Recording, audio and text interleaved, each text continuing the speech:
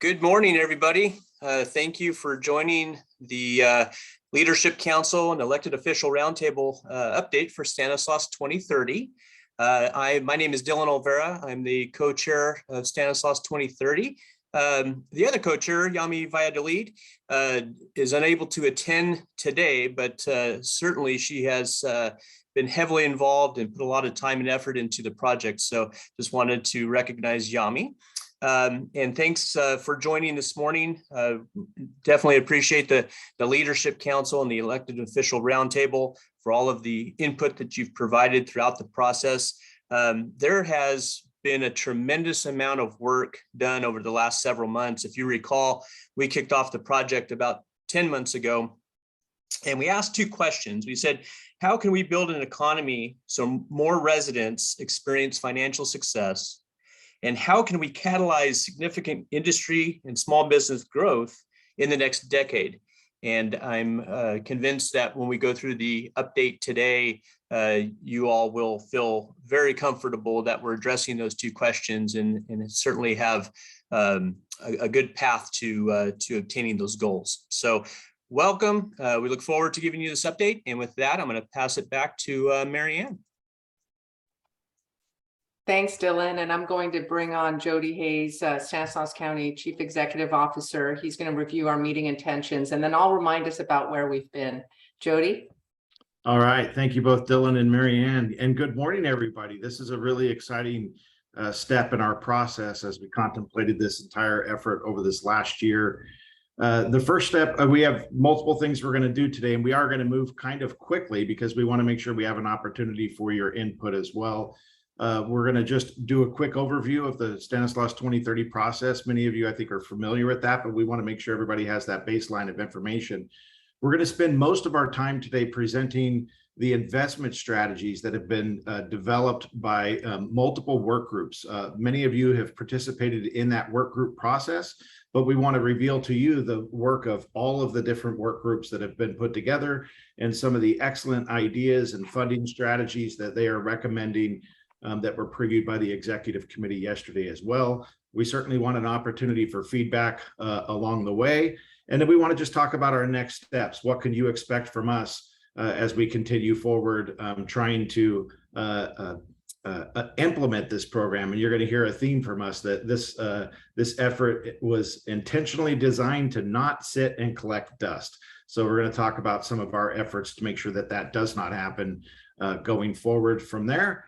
And from there, I think I'm going to go ahead and turn it back over to Mary Ann. Thanks, Jody. So I want to remind us and sort of ground us into what our original vision and mission was. And you heard both Dylan and Jody talk about this.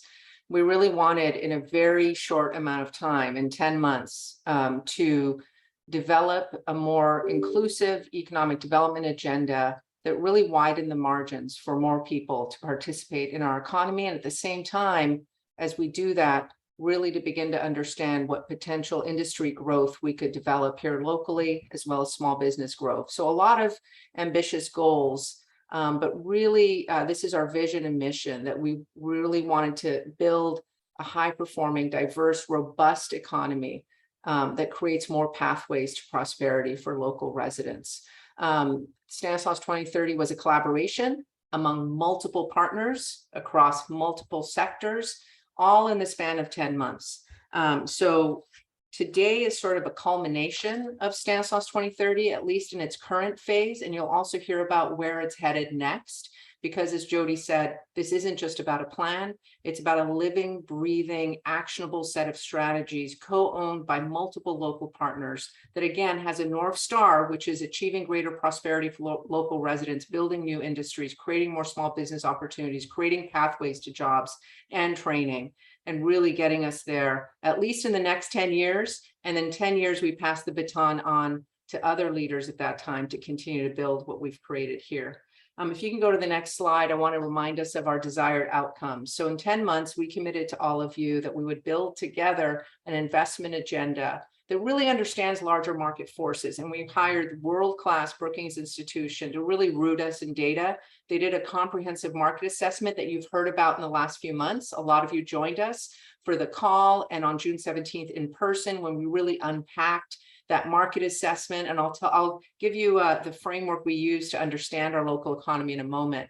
But that really got us rooted in our data and our economy. But we also did a number of qualitative and quantitative data inputs beyond the market assessment. We talked to industry leaders, we talked to irrigation districts, we talked to local chambers and the small business SBDC. We also talked to local community members. We hired Debrief, and they went in and they've really rooted themselves in this work, really began to understand the experience of local residents through a number of conversations, but also through a recent resident survey that we're going to share with you for the first time today, to understand what is the perception, what is the lived experience of people that are participating in our economy or not participating in our economy, what are their perceived barriers, and how do we begin to address those barriers that are very real in our community.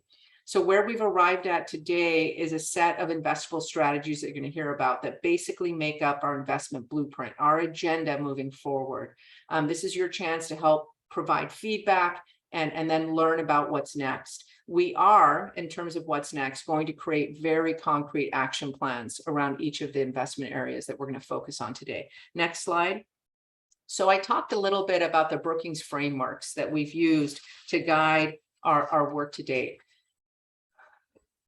Coming out of the pandemic, folks, we have to have a new definition of economic success. It's not just about job counts. What we've learned in the last 10 months together, and I think it's powerful that we've gathered together as community members, as people that lead different institutions, as people in our business community, and begun to understand it's not just about our unemployment rate. We had an inviable unemployment rate pre-COVID, and yet people were still struggling.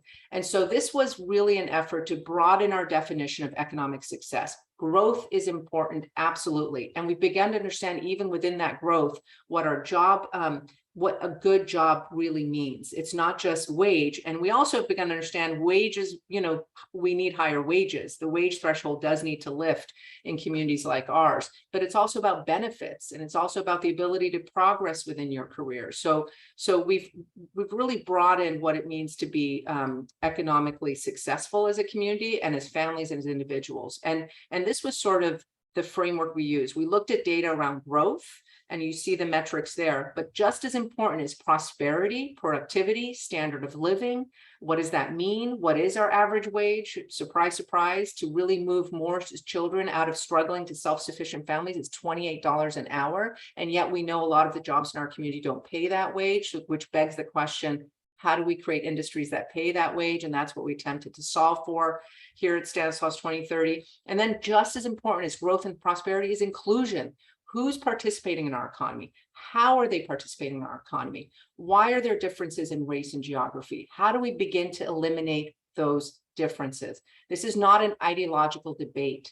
This is data that tells us that we need to widen the margins for more people to participate in our economy. And guess what? When we put inclusion up next to growth and prosperity, everybody benefits. The table gets bigger and the economy gets stronger when more people are participating in our economy, and we're intentionally removing barriers to that participation. Next slide, please. Another framework we used from Brookings, and this really is where we pulled all of our data around these areas. We begun to understand our industry clusters. We have a world-class ag industry. How do we build more clusters around it? You're going to hear an answer to that question today, because that is a very prime piece of our investment strategy. We looked at talent. What is the state of play with our institutions of higher education? How are we developing our workforce of the future? How are they able to access training that leads them to better wage jobs? And then we looked at innovation. Are we an innovative community? What is the state of play in terms of the small businesses in our community, the small firms, young firms? Are they growing? Are they not? Why not? So how do we build a more innovative community? And then those three, I would call the drivers. That's what Brookings has really taught us. The two enablers that really support those three drivers, you have to have an infrastructure to support those three drivers. And that's both built environment and a digital infrastructure. And the governance. What is the quality of leadership in our community? How do our institutions work to support these three drivers? And do they work together? And so I encourage you to look at the Brookings Market Assessment on the Stanislaus 2030 website. It is 60 plus pages long. It dives into all these areas with real data that I think you all would really enjoy. It's heavy reading, but I promise you it'll be eye-opening. And we also have a special report separate of the Brookings Market Assessment, really focused on governance and leadership in our community that I would encourage you to read. And that's on the STAN 2030 website. Next slide, please. So let me just remind us again where we've been in this 10-month sprint. It's been breathtaking, I will tell you, to work this quickly. But I'm also going to share with you, there's a method to our madness. We have a real sense of urgency. And I know a lot of the people, all of the people on this call have a sense of urgency. We couldn't unsee what we saw in the last 3 years. And I know it's been building for a long time, and some of it is historic and structural and systemic, but we can't unsee what we've seen. And so our response to trying to improve and working in partnership with many others to improve the lives of local community members, we have a sense of urgency about that. And we know you all do as well. So this is where we begin. We began in September, October of last year, really secured public and private funds. I want to give a special shout out to our industry partners, Beard Industrial, Oak Valley Community Bank, the Porges Family Foundation, all supported with their own funds this effort, along with the Stanislaus County Board of Supervisors and the Stanislaus Community Foundation. We were able to hire a world-class set of local project managers and consultants and Brookings to really do that discovery and analysis that we moved into. And then moving into strategy development, we focused on 5 work groups. They began a 10-month sprint in the spring and early summer that then resulted in the solutions you're going to see today. Moving forward, you're going to hear at the end of this webinar what we're doing with the solutions that you're going to hear about.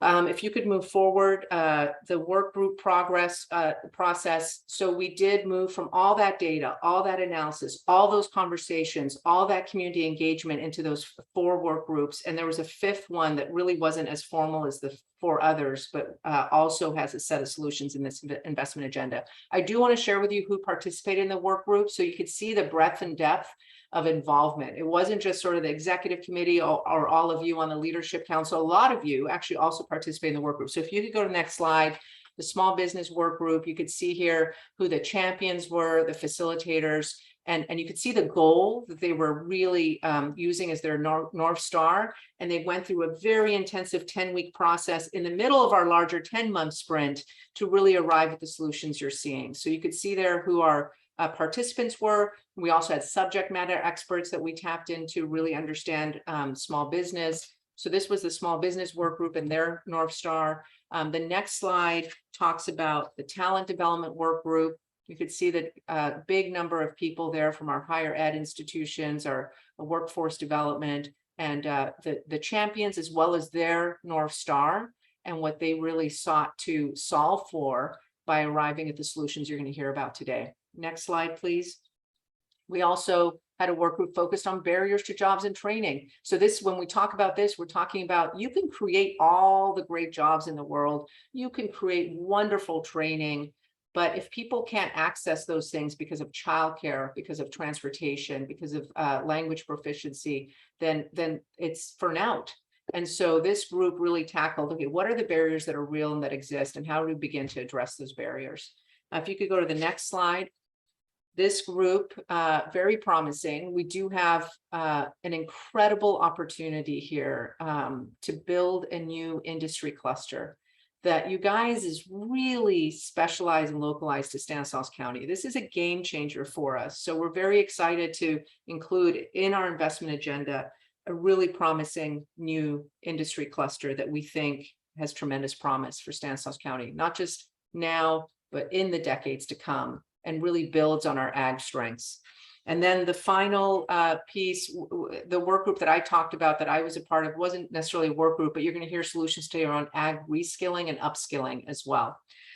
So from now, let's move on to next slide, please. We're now going to this is the culmination at this moment of time around the solutions that all these work groups came up with. What I do want to say is your opportunity to participate is going to be at the end of each work group presentation. We would love to have your Q&A. So please send the questions as people are talking. I will come back on at the end of each set of solutions and ask those questions verbally of our presenters. So please feel free to put your questions in the chat as people are talking. We also have a really cool polling tool that we're going to use towards the end of our webinar that we really would love your participation in. We will capture it. It's called Slido. Some of you have used it in the past. Very easy to use. We'll give you instructions when we get there. So 2 ways to participate, but all means, please comment, please ask questions, and we will get to them at the end of each section. So now I'm going to go on to Amanda Hughes from Stanislaus Community Foundation, who's going to talk about the first set of strategies. Amanda? Great. Thank you, Marianne. So I have the privilege of starting us off today talking about our solutions around talent development and job access. We had an amazing work group that included Michelle Lewis as our chair from Gallo Winery, as well as Scott Siegel, from the former superintendent of Series Unify. Our work group, one of the first ahas for us was looking deeply at the Brookings market assessment. And what we uncovered right away is that our talent pipeline is pretty leaky. We have a high percentage of students that are graduating from local institutions of higher ed, and they're attaining degrees that don't lead to better jobs within our regional economy. We also observe that the local training programs that do exist are designed for industries that don't lead to promising and good jobs. We also heard from our industry partners loud and clear that educational institutions aren't responsive to their workforce needs in real time.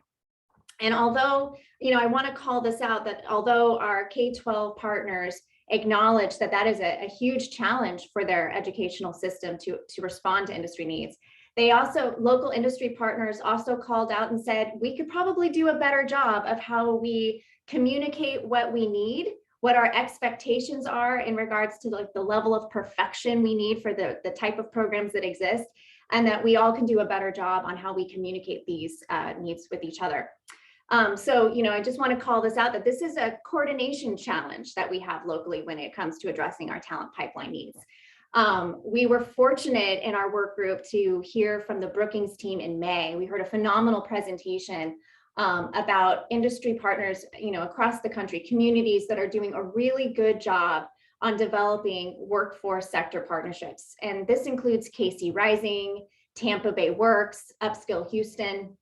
And what we learned is that all of these communities have one thing in common, and that they have collectively adopted a process called the Industry Talent Exchange, which intentionally brings industry partners together to look at their local, workforce needs together, and then to develop collectively a strategy in partnership with the talent development system to identify the jobs they need to fill, the essential skills they need to fill those jobs, and basically re-engineering, working backwards with our talent development partners to develop the right fit program to fill those jobs, and to make sure that our talent is on an actual track to get into the jobs that pay them well in our community.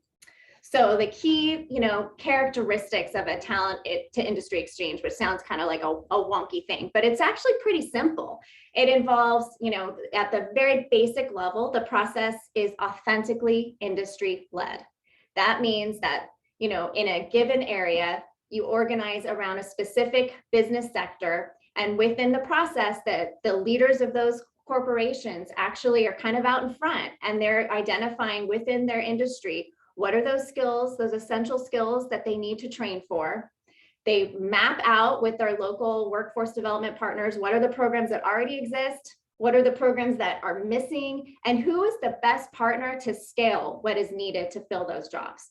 And then, the process is inherently data-driven. It really begins with that comprehensive understanding of what the workforce demand is, and then matching it with the local talent development providers.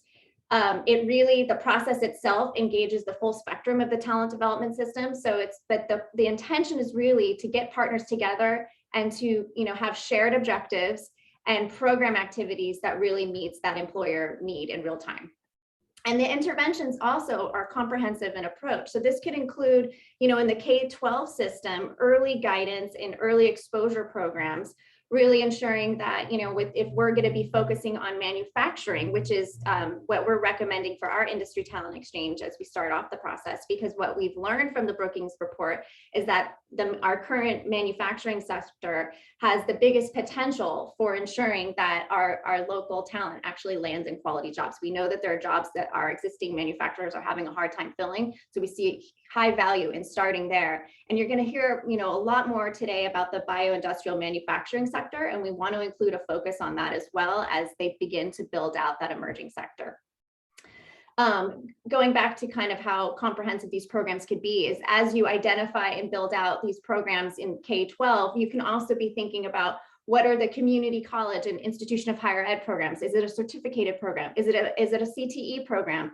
What about on-the-job training and internships and apprenticeships? And so it's really comprehensive in the types of trainings and also making sure to align those training programs with the appropriate supports that workers and students may need to ensure that they can participate. So that could include childcare, it can include transportation needs, it could include job coaching and mentoring, as well as partnering with a community-based organization that has a trusted relationship with workers and employees and students. So for our purposes of our recommendation is we would like to launch a regional talent exchange around the manufacturing sector. We've called out it would be a $2.5 million investment. It would cover $500,000 in planning needs. And so one of the big challenges we identified in our work group is that there is no center of gravity currently. We don't have a neutral convener that brings everyone together across our institutions of higher ed, workforce development, and industry partners to have these comprehensive conversations. And that doesn't really have a dog in the fight or a self-interest in the programs that get lifted up to scale. So we really need that entity to exist. We also need to convene the employer table. We're calling out 5 to 6 industry partners in the manufacturing sector that we want to begin with to really lead this pilot process around the manufacturing sector and to begin to build out kind of that map of skills and competencies that are required for mid to larger firms locally to fill jobs. We also need to work very closely with our talent development partners and really landscape out the current existing programs that exist. But also, one of the things that our partners acknowledged is that our institutions of higher ed workforce development, there are quite a few workforce advisory councils that these are all meetings that people have to attend to regularly. So one of the opportunities here is to really think about how we can streamline some of these advisory boards into one centralized advisory board that focuses on this sector. So there could be some opportunity to build out, to reduce some duplication and to have a stronger, more efficient advisory board. We also, at the end of this process, the intention is really to identify, resource, launch, and/or scale solutions that would really help bolster the talent pipeline into these manufacturing jobs. And so some example solutions that have already kind of risen to the top is around like earn to learn programs, those early exposure programs in K-12, and also this notion around helping smaller firms with human resources and to help them kind of with their recruitment and ongoing skilling needs that they have. Some of our larger firms, they have their own programming, they have their own training, but some of our smaller to mid-sized firms could really benefit by being a partner in this process because it could meet some of their HR challenges and recruitment challenges as well. So like I said, our intention is $500,000 for planning over 3 years, $2 million implementation that goes alongside to really help operationalize and scale the necessary programs to help meet our manufacturing sector job placement challenges. And high level, the intention is to replicate the talent to industry exchange process year over year. So we start with this to get good at it, and then our intention is to grow the model across sectors. Thanks, Amanda. Any questions for Amanda? I saw just a comment in the chat that I think is more germane to Nancy's presentation.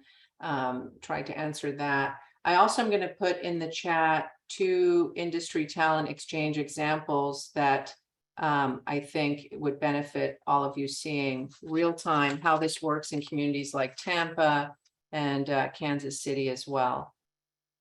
I don't see any questions from Amanda, and you could always, as questions come to you, feel free to just pop them in the chat, even if this segment continues, and we could always ask them later as well.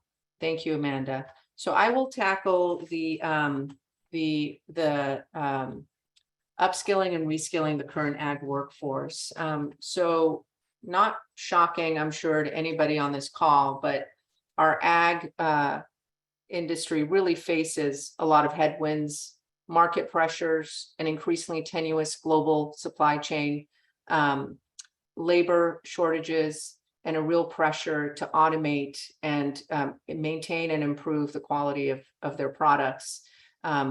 So we know that current ag firms are looking to automate a lot of their processes, which will, by simple design, offset a number of ag workers. And so we have a real interest in supporting and helping those ag firms remain competitive, because they are a key driver in our community, one of our few traded industry clusters. And at the same time, ensure that those workers are able to be reskilled, the ones that can be, to be able to be in those higher wage jobs, even if there's less of them due to automation. And at the same time, also support those workers to take on other jobs that are actually better than the jobs they left behind, even if they're not in the ag industry. And so we think there's great promise, and you'll hear in a moment, around ag biomaterials for those middle skill, middle wage manufacturing jobs.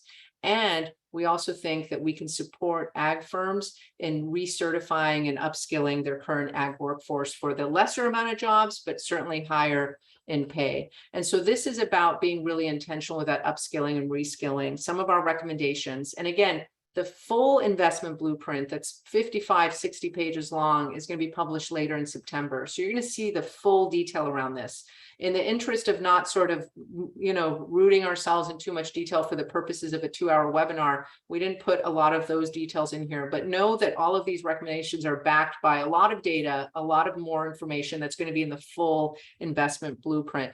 But this is really about what we heard from ag firms is, one, our local institutions of higher ed are not producing sort of their professional workforce. So an ag business degree with a concentration in human resources, in finance, in agribusiness, in IT solutions. So really sort of working with our institutions of higher ed to produce a workforce that really can be in those sort of more professional jobs right away. And then we also heard from them that there's not real-time training and certification and even micro certificates that are sort of faster. It doesn't take a long time to do. Someone can work and still go to school for those certifications in a short period of time, and then be able to enter it back into the company in a higher wage job. Things like precision ag and irrigation technology and pest control, PCA, CRM database, cybersecurity, food safety training. So some of the recommendations here are really to support both Modesto Junior College and Stan State to develop real-time certification training, and really support them to offer that through their offices of extended ed, which makes it faster for them to be able to develop that curriculum and then offer it to local ag firms and ag workers. The other piece of this also is we were made aware of a really incredible local program called the National Farm Worker Jobs Program, NFJP. It's right now provided through the Central Valley Opportunity Center, the CVOC. It's for local ag farm workers, but it's not currently available to undocumented workers. So our recommendation is to expand that program so that undocumented workers that are literally working in the field right next to a documented worker can actually access the same set of supportive services around financial literacy, GED prep, ESL classes, housing, and other opportunities like pesticide safety classes, rental and utility assistance, you name it. So expanding that program to include our undocumented workers is part of this recommendation. So I'm just going to look at the chat real quick. So feel free to, it sounds like some of those questions are being answered. I'm going to move us to Nancy Martinez, who really had worked on the group that was talking about removing barriers to jobs and training. And Nancy, if you could touch on Erica's question around the woman that wasn't able to fill out the application, and how language might be a barrier. I know that wasn't part of your solutions, but I know it's part of your conversations. Yeah, thank you, Marianne. I don't see that question on my end of the chat, so if you want to copy and paste it, I'll do that. Yeah, thank you. Thank you. But I'll get started with my presentation, and then I'll get to the question at the end. But yes, our work group was focused on non-skill barriers to jobs and training. By this point, many of you probably already know what a non-skill barrier is, but to recap, it is a barrier that prevents people from getting to a job that has nothing to do with their ability to actually complete the job. There are many non-skill barriers in Stanislaus County that affect many community members, including things such as English language proficiency, criminal backgrounds, and access to childcare and access to reliable transportation. These are just a few examples, but there's many other barriers that are affecting different communities in different ways. So our work group really had a difficult decision to prioritize some of these barriers and in a way that we were going to make the greatest impact for the greatest number of people. And the two barriers that were identified as potential solutions to potentially create the greatest impact was access to childcare and then access to reliable transportation. And so to begin with childcare, in total, we are asking for a $2.1 million investment, and it's carried under the two umbrellas, childcare and transportation. If we begin with childcare, our county is currently missing 36,000 childcare slots for children ages 0 to 11. A viable solution that we have found in a lot of the research and conversations that we have had across the state is developing cooperative models for childcare services that are parent-led and business-led. Cooperative models are much less regulated, so it's much easier to sustain and start different childcares across the city or across the county. And they also provide a stronger sense of ownership from parents and service providers, so it's very community oriented. Whoever is involved with the co-op also is a part owner of the co-op. Business-led cooperatives function by employers and industry hubs coming together to provide childcare for all of their employees. And also perhaps people who live in the near neighborhood. So for example, think of the Northern Modesto car hubs where we see American Chevrolet, Honda Chevrolet. So all of these car companies are near each other and they can easily come together to create a business-led cooperative where they would provide childcare for their employees. And so this is the model that we're seeking to get investment for childcare. We're requesting $500,000 over 3 years to cover costs, including consultancy, and that would cover developing the proof of concept, corresponding business plans, and those $500,000 would also include funds to support the launch of a one-stop navigation center that would be staffed with services available to individuals who are interested in launching their own parent-led cooperatives in their neighborhoods. And the service would provide all-around support for individuals navigating licensing and startup landscapes for these co-ops. In addition to those $500,000, we are also requesting $1 million to fund the infrastructure and operational costs associated with launching 3 pilot projects over 3 years. And that would include 2 business-led cooperatives and 1 parent-led. So over the course of 3 years, solidifying 3 pilot projects that would model how the rest of the county can continue moving forward with developing more co-ops. And so that's for childcare. I know there's probably questions in the chat, so I'm going to pause for a quick second to see if, okay, I don't see any new questions. Yeah. Please use and I'm just going to say, please use the chat feature, the Q&A. For some reason, only the panelists are seeing it. And when you click on the chat feature, please click on everyone so all of us can see your questions, not just the hosts and panelists, because we do want full transparency. We want everyone to see the questions or comments. So please keep it on everyone in the chat so we could all see it. That would be super helpful to us as well. Any questions for Nancy on the childcare specifically? Jose asks, what are some of the, this is a great question. Nancy, what are some of the benefits of this for local business? Yeah, great question. So there is a lot of incentives for businesses to start their own cooperative or be part of a cooperative. Some of them include employees are incentivized to stay at their employment for a longer time, meaning less turnover rate because they have services provided to them for childcare. Employees feel that they can take their kids to somewhere safe and somewhere really close to them, and at times that match their work schedule. So that's probably the biggest benefit for employers, that it'll be much easier and much better for them, easier to hire individuals and have those individuals stay with their company. Great. So someone just told me they can't click on, unfortunately, on everyone. So we're going to try to fix that. So right now it's just, I'll just keep asking these questions until we get it fixed. So Amber Edwards asked, from an HR, or this is a comment, from an HR standpoint, Eric's question, when signed and dated job applications are considered legal documents, which is why candidates are asked to confirm everything they've entered is true and correct. Okay, thank you, Amber. And so I had to read that out loud because, again, we're having issues with the everyone feature. And Sam, if you could try to fix that, that would be great. Sue Zwallen, hi, Mayor Zwallen, is asking, please explain and repeat the number of slots needed for childcare. Yeah, so the current slot that we did through some research with Stanislaus County Office of Education is that there is currently a gap of 36,000 slots needed to be filled for childcare, and that's for children ages 0 to 11, and that's across the county. So ages 0 to 11. So what we know in Stanislaus County is there's 540,000 people, 106,000 of them are K-12 students, 32,000 of them are age 0 to 5. But there's, you know, probably 50,000 of them or more that are, to Nancy's, that are age 0 to 11.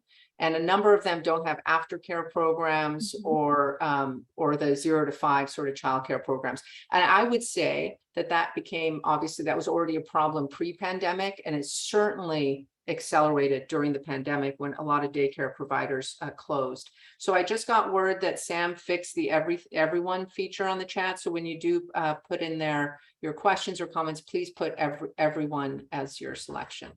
Any other questions? And here we have, Amanda just made a note that to meet workforce demand, we need to open up 36,000 childcare slots. So that's what Nancy was saying too. Any other questions for Nancy? And I do, there was a question around the difference between the industry talent exchange versus a program like Volt, which is a wonderful local program. So when we talk about creating more quality jobs, we're talking about creating them at scale. And that means thousands and thousands of new jobs, not hundreds. So there's room for everyone in this work and in preparing our workforce. Everyone's got to work at their highest function. But right now it's Modesto Junior College that really has the capacity to produce thousands of new jobs, and they get hundreds of millions of dollars to do that. So I absolutely applaud Volt. I applaud everything county workforce development is doing. All of us, all of the work is necessary, and we need to hold our local community college accountable to ensure that they're producing the future workforce that we need. So I just want to say that, and that's part of this too, is sometimes industry and higher ed, there's a lack of shared language and shared metrics and shared priorities. So how we're able to bring those two together and keep them together and translate in between them, the communities that are learning how to do that are succeeding. We're not there yet. And that's really been a discovery that we've had in the last year. So I see one more thing in the chat. Edgar Garcia is asking, is there investment that is being sought for this area for the childcare? So that's that $2.1 million price tag, Edgar. Yeah, for childcare, it's 1.5 million, and then I'll explain the rest that adds up to the 2.1. But if there's no questions on childcare, I can move on to transportation. Go for it, Nancy. Okay. Awesome. So the second barrier that we identified as being one of the biggest in our county is access to reliable transportation to employment. And what we're seeing here is that the transportation in our county is very centralized to two areas. So Turlock has their own transportation system, and that's within the city limits. And then there's also the county now, it's Stanislaus Regional Transit Authority, which is centralized to Modesto, downtown Modesto. All of the bus lines go down to downtown Modesto. And so what we're seeing is that a lot of the industry hubs in our county, think of down by Gallo, Frito-Lay, all of those areas, Amazon by Patterson, these areas where they're heavy, there's heavy employers there, are getting missed by our current transportation system. And through conversations with Stanislaus County Regional Transit Authority, we've discovered that they're already working on decentralizing the transportation system, but we're also requesting $600,000 here for transportation to develop pilot programs that would create industry shuttles. So having smaller passenger vehicles go around the county, maybe be centralized to one industry hub and go around and pick up employees at the times that match their schedule, and at whatever distance is necessary. So that's our second investment ask. In total, that would equal to the $2.1 million. Any questions on the transportation?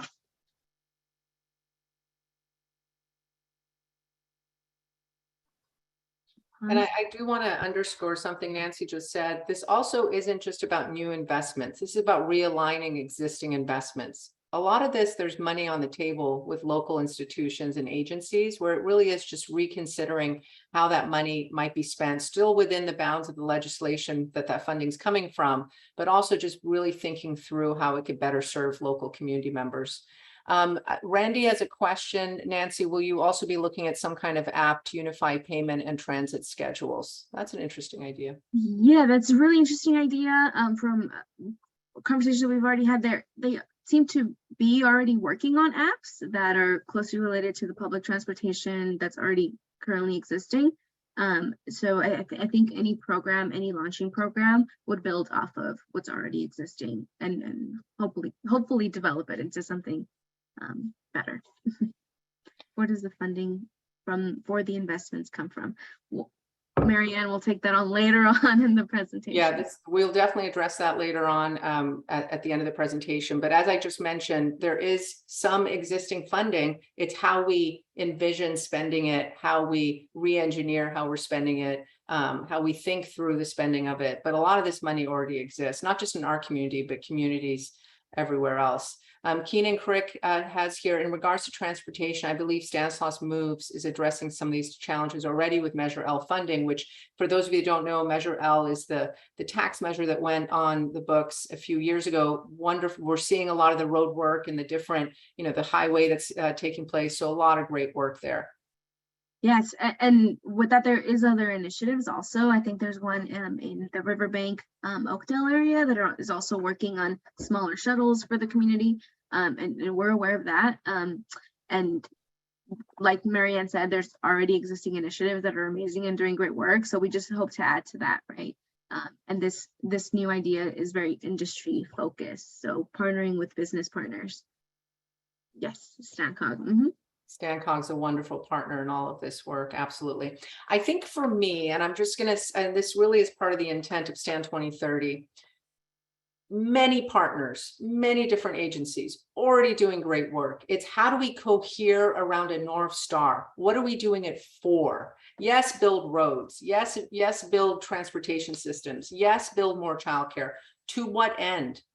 What are the industries that we're going to build around? Again, let's remember that Brookings framework. It has to cohere. It has to come together. Otherwise, we're going to see just continued fragmentation, a lot of busyness, a lot of discrete outcomes, but towards what larger transformational change in our community that benefits the lives of more residents. So just want to say that I love all the work that's taken place in this community for decades and for decades more to come. But are we talking to each other? Are we understanding that we're working together? Billions of dollars already flow through this community, and yet we have people still struggling. And so how do we cohere these things and really get smart and innovative and data driven, and again sort of have some North Star around small business, around industry cluster development, and have our catcher's mitt up in the air, because there's more money raining upon communities like ours, but the smart communities are taking that money and using it towards a North Star. They're talking to each other. You got higher ed talking to government, talking to the business community. And so how do we create the conditions for that? And we have an answer to that towards the end of this webinar as well. Okay, thank you, Nancy. I'm going to move us to the traded sector. So again, I want to bring on Karen and Merrick and just say, super excited, and I really hope you all will see this as well. This is our chance to develop industry cluster around ag, our incredible ag economy that begins to move our community forward and creates those middle skill, middle wage jobs that are largely been carved out of communities like Stanislaus. So Karen and Merrick. Hi, everyone. I'm going to share this presentation with our colleague Merrick from the Brookings Institution, who's been leading so much of the research grounding this initiative as a whole, and in particular, this working group and strategy area. I am really pumped about this particular investment area because this is an opportunity for us to position Stanislaus County and the broader North San Joaquin Valley as the leader in converting waste into revenue and value for the United States. We really think we can be a leader in this particular industry and create an enormous number of jobs and value here in our community, particularly for struggling families, which is our North Star, as Marianne has been sharing throughout. As I get into this, I want to remind folks that there are some big investment numbers here, and this investment strategy as a whole, as we're looking across STAN 2030, isn't about identifying one source of funding and creating a budget for that one source. This is about creating the forward-looking vision for how we want to direct dollars strategically as a region, and then being able to go out and source and find those dollars from a variety of different sources. I want to give a little bit of background on this traded sector strategy, and then I'm going to pass it over to Merrick to get into these specific strategies that we've developed based on best practices drawn from across the country. The reason that we wanted to focus on creating an industry specialization or a cluster around a traded sector is that the initial market assessment conducted for STAN 2030 showed us that we need to nurture more traded sector industry activity here in our region. And what that means is we need more businesses and firms that are bringing in wealth from outside the region, that are trading services and products with other regions and geographies so that we can bring more prosperity, more wealth into this region. And in doing so, for every job we create in an industry like this one, we're able to have ripple effects and create jobs in locally serving industries as well. So the initial market assessment that was conducted identified this really kind of interesting potential niche space that was a good fit based on our existing resources, assets, and areas of expertise, but that could be an emerging and new industry opportunity for us, which is this bioindustrial manufacturing industry. This industry has to do with using bioscience to convert organic waste materials into new products, materials, chemicals, and fuels that are used in everyday life across our global economy and supply chain.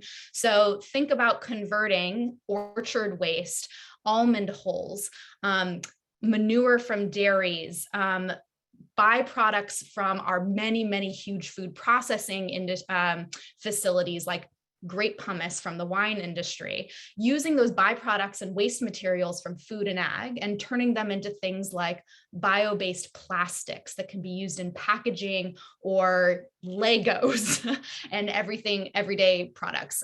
This is relevant to biofuels, new types of food additives, alternative proteins. This is a really broad industry, but the kind of core of it that we're focused on is conversion of waste products from food and ag into valuable things, and the manufacturing and processing activities to do that conversion, because that's where our analysis shows there's a really huge opportunity to grow middle skill, high quality, family sustaining jobs. We identified this potential industry niche and then formed this working group grounded in experts from Brookings who have supported communities all around the country in developing industry clusters. So drew upon general best practices and also did a deep dive with local experts spanning government, industry, nonprofit, higher education, as well as national industry leaders in bioindustrial manufacturing to figure out how well suited is this region, is Stanislaus County and our surrounding region for this industry. And the great news was that really deep dive analysis resulted in a strong message that we are not only well positioned for this space, but we believe we are uniquely positioned to lead in the scale up of bioindustrial manufacturing activities. And the reason for that really comes down to a few unique qualities that are really special to Stanislaus and this region. The North San Joaquin Valley, which includes San Joaquin, Stanislaus, and Merced County, is the only region in the United States, the only one that has the combination of large-scale agricultural production activities, a strong manufacturing base. We have a lot of folks know about the enormous amount of agricultural output out of this region, but folks sometimes forget that we have some of the largest food processing, food manufacturing facilities in the entire world are here, not just in California. Some of the largest facilities and operations in the world in industries like dairy and wine and other food processing and manufacturing are based here in Stanislaus and in our neighboring counties. So we have large ag output, manufacturing, both in food processing and other manufacturing industries here, which provides us with a really relevant talent base and other capacities. And we are within very short driving distance of a tech superstar city or region. We are right next door to Silicon Valley. We are the agricultural and manufacturing neighbor to Silicon Valley, where there is an enormous amount of innovation, R&D, including particularly in the biosciences and bioengineering, biotech that are relevant to this industry, as well as we know, venture capital and other resources that are critical to fuel an industry. So this unique combination is special to our region. We think this makes us the best place in the country to scale up these types of operations. And what we have to do now is really get intentional as a community about putting in place the right foundation, the right infrastructure, the right resources, and the right coordination to take advantage of the assets that we already have. This is about strengthening our existing industries in food and agriculture, building upon those assets, and now building and nurturing a new growing industry that is expected to be adding hundreds of billions of dollars into the economy over the coming years and decades. This is an industry that is transforming global supply chains as we move to reducing carbon and other greenhouse gas emissions across global supply chains. This is a national security priority for the United States because it relates to fossil fuel independence, because when you make things with a bio-based material like plastic, you don't have to make it with petroleum or other fossil fuels. And this is something that we know is, as technology continues to evolve, is going to be a new and more renewable and sustainable way to support products in a variety of industries. So we are excited to be on the cusp and so well positioned in an industry like this that is going to be growing over the years ahead. And what our working group really was about was focusing in on confirming that unique fit, and then identifying specific strategies that will help us take advantage of that opportunity. So I'm going to hand it over to Merrick to talk us through these different investment areas. And I will also just flag as he gets into that as with the other investment areas and strategies presented here today, these are seed numbers and amounts of money that would get us started, that would catalyze this. A lot of our investment areas have a 3-year time frame. So I just want you to keep that in mind as you're looking at some of these numbers. This is about seeding and catalyzing an initiative around this strategy. And Merrick, I'll hand it over to you. How are we going to get this done? Thank you, Karen. Yeah, and I do want to emphasize again what Karen says. You're looking at this approach and the roughly 12 different tactics that we've identified. Some of them are easy. They're relatively straightforward. They're not that complicated, and they're not that expensive, but they have high impact. Some of them are much more substantial in terms of the amount of time that's going to be required, the complexity, the fundraising sources, et cetera. But we have looked at this in a 3-year time frame. And the reason for that is you absolutely need a minimum of 3 years in order to start, scale, and see results that then lock in a business model. And this applies across Stanislaus 2030. So lock in a business model where regular revenue generation, mainstream funding sources, or a justification for additional investment has been satisfied. So you do it on 1 year, that's not gonna get you progress toward the results that you want and that you need in order to assure sustainability of activities and their return on the investment. So I'm just going to break this down lightly. There's a lot of information, and there's actually a separate prospectus that will be published for investors, government interests, firms, that outlines more of the business case as Karen described and what this ecosystem is supporting. But these activities are bringing together all of the assets that are already present in the region and the super region, and converting them to make it easy for firms, easy for innovators who are outside the region, and easy for investors to come in and generate the kind of commercial activity and job outputs that we're looking to. Because there are gaps, there are market gaps and some market barriers that need to be addressed in order to achieve those goals and take full advantage of what we've got. First investment is really cross-cutting, and we look at these categories, the value, the kinds of things that we're doing in terms of things that address innovation, capital connections, infrastructure, and talent.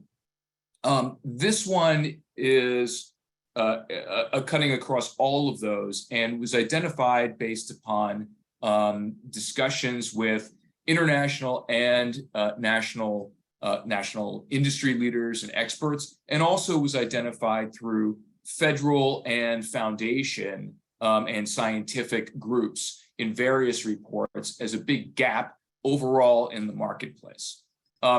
It's not just a facility, but it's a facility and operational capability that is shared across firms, that fills this kind of, you heard of the valley of death in investment, fills this gap between kind of minimum value, minimum product viability and pilot scale to what's required for operations and functions at a higher level that can convert to commercializing, to actually going to market scale production.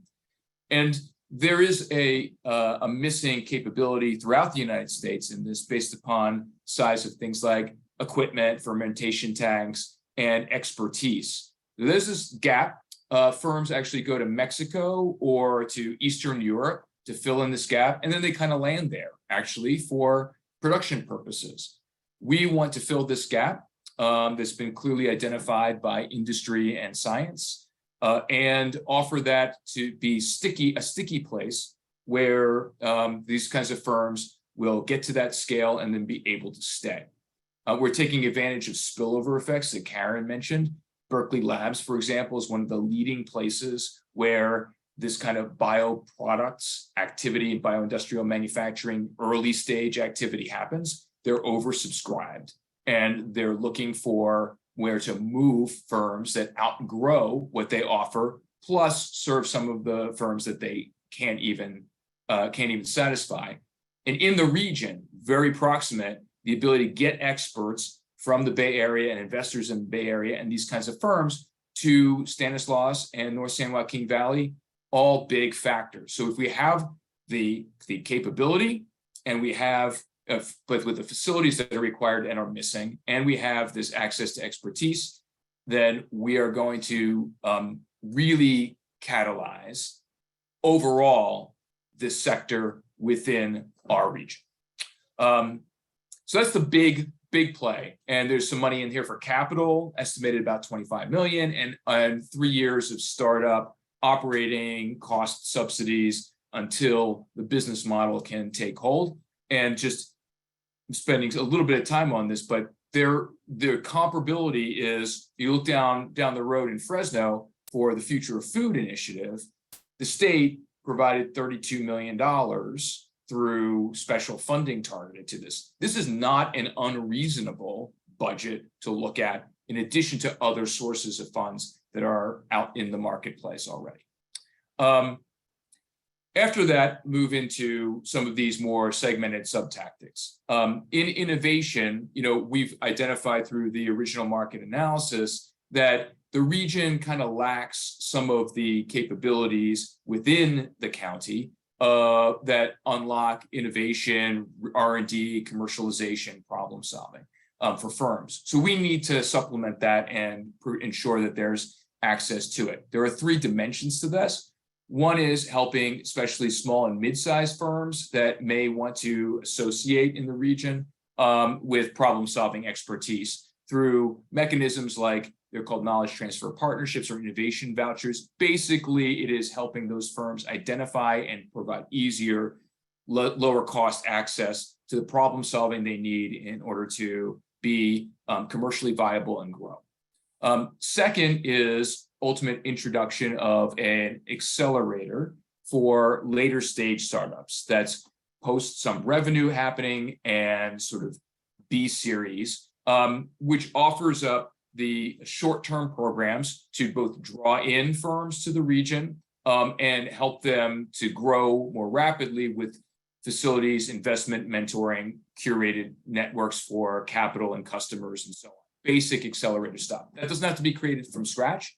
It can be adapted or used with partners from other regions domestically and internationally that do this kind of work. So we can move into that space pretty rapidly as long as there's a justification in the market for doing so. And the third category is to build up a cluster.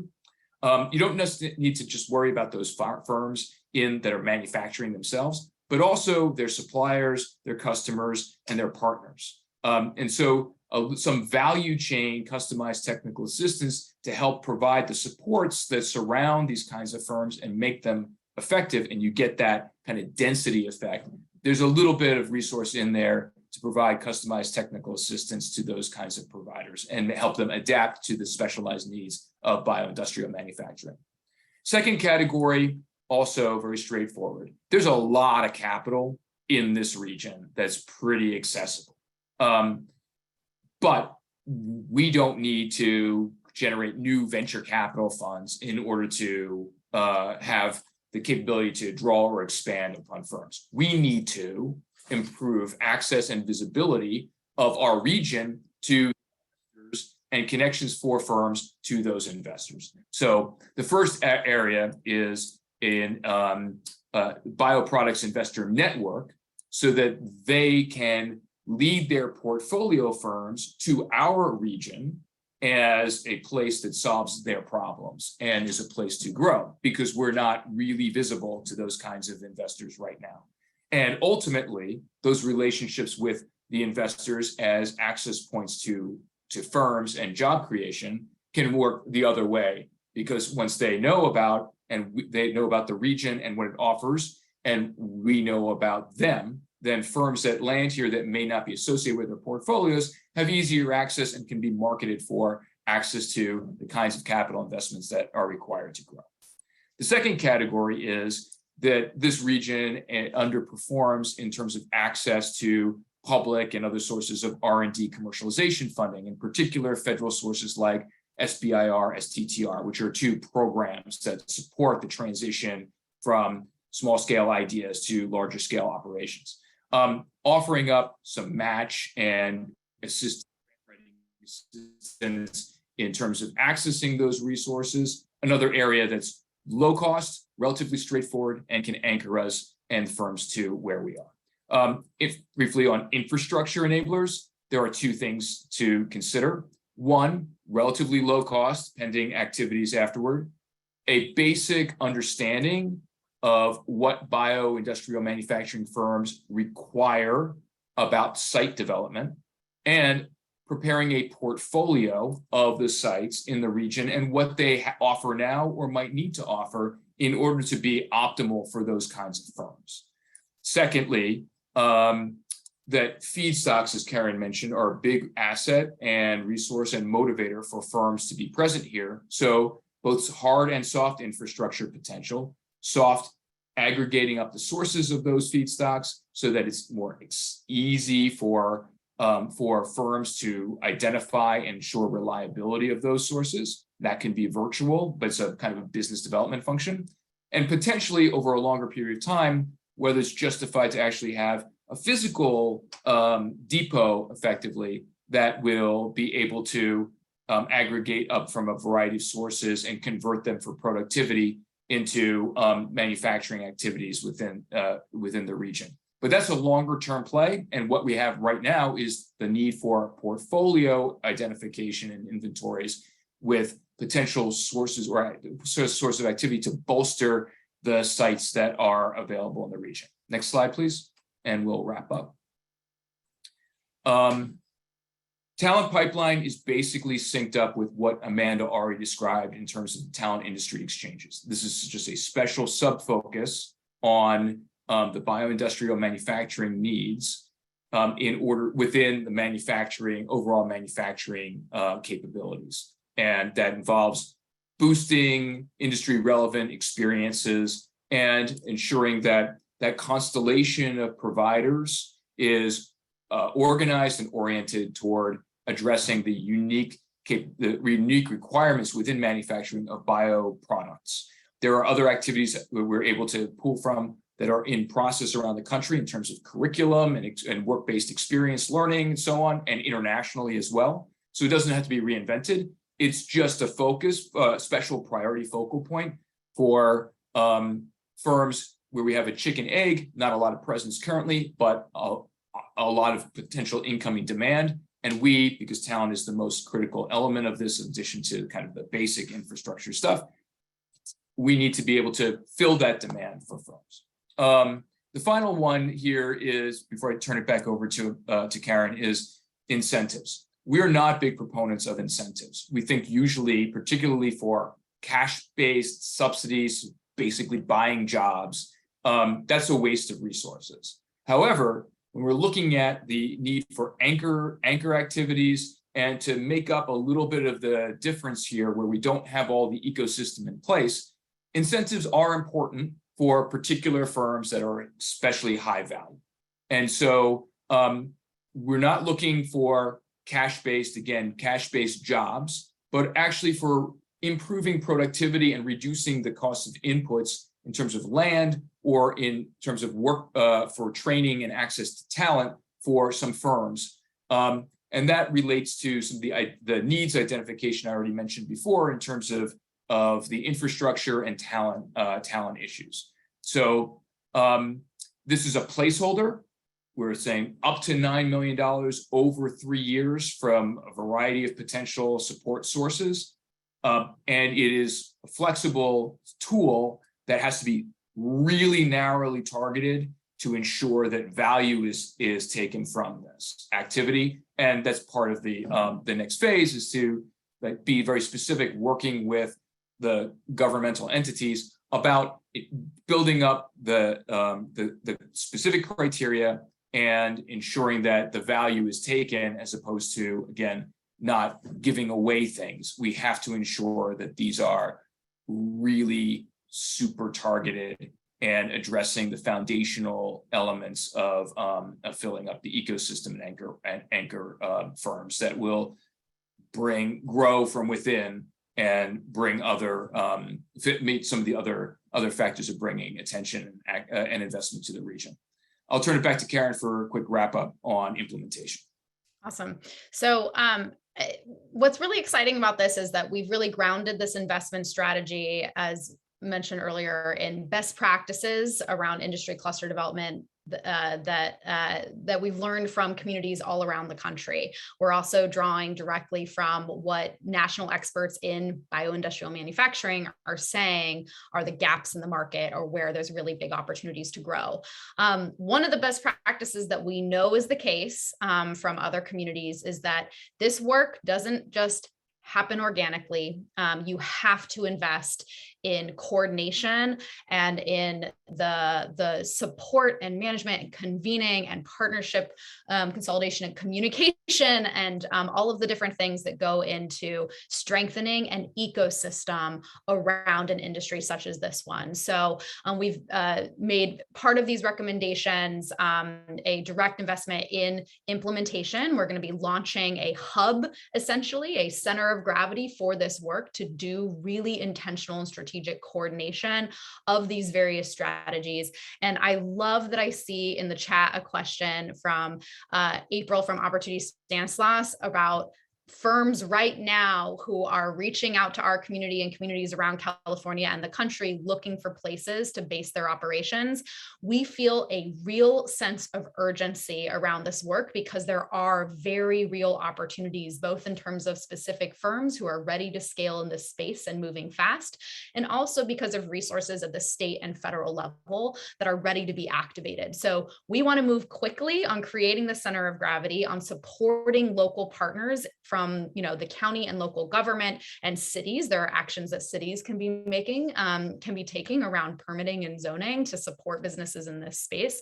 We want to be supporting local actors across sectors to be starting to implement these various strategies in collaboration. And so we want to be moving quickly on this, and everyone should be, I hope, ready to come to the table and support engagement and implementation over the weeks and months ahead. One thing that I want to flag as an example of work that is already underway as we transition from this strategy development into implementation of these various strategies is we are working directly with UC Merced and partners spanning the North San Joaquin Valley, including Stan State, MJC, University of the Pacific, and a variety of cross-sector partners on a proposal for the National Science Foundation, NSF, Regional Innovation Engine Program, which is a new federal program to invest significant amounts of resources into regions like ours to develop an innovation ecosystem around a topic or an industry. These dollars are meant to support innovation and research and development that is going to be translated into economic impact. It is very well aligned with our vision here of creating a region and an ecosystem around scaling bioindustrial manufacturing innovations and translating, new technology and new research into actual applications, actual products, and actual jobs around those products and industries. So we're working on a significant proposal with a variety of partners right now that would bring in, if we're successful, $1 million to do planning and foundation work to set up an engine which could be eligible for up to $160 million over 10 years. Regardless of whether we are successful with that specific funding stream, I bring it up because it's representative of the level of transformative resources that could be brought to bear if we are really strategic and if we think regionally.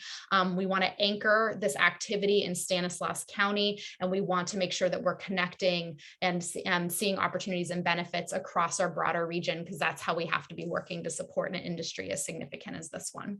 So excited about implementation work already underway, and happy to answer any questions we have time for. Marianne. Are there any questions in the chat? And I think I really want to underscore what both Merrick and Karen said. This work, even though we're talking about, or I love the word organic, biomaterials, bio-waste, what's not organic is how this work happens. It takes multiple actors working in a very concentrated fashion. It takes higher ed, and remember from the beginning of this call, doesn't normally maybe talk well to industry or county government or the cities. It takes everybody rowing the same direction, and it takes someone to hold them all together. And that's that last piece, this sort of center of excellence. We want to put a flag in the ground. Now, there are two communities that also have Merrick Gutman in common in the state of California, in the Central Valley, that have begun to pivot to new industry clusters that have tremendous potential for their communities, that are aligned to their exact current economy, but it begins to move it forward. And that is Fresno and that is Bakersfield. So I'm putting in the chat, Fresno was a finalist in the EDA Build Back Better grant. They got, I think, close to $30 million to move their plans forward. They're creating a future of food ag tech corridor in partnership with UC Merced, many other partners. And then I'm also putting in the chat, Bakersfield got an $80 million grant from the state of California to create their own center of excellence around clean energy, which, as you know, is a big deal in the state and something that's going to impact especially Kern County and Bakersfield. And so they're again pivoting to a new industry cluster. So some comments here, Karen and Merrick, from George Bedrukis. Hi, George.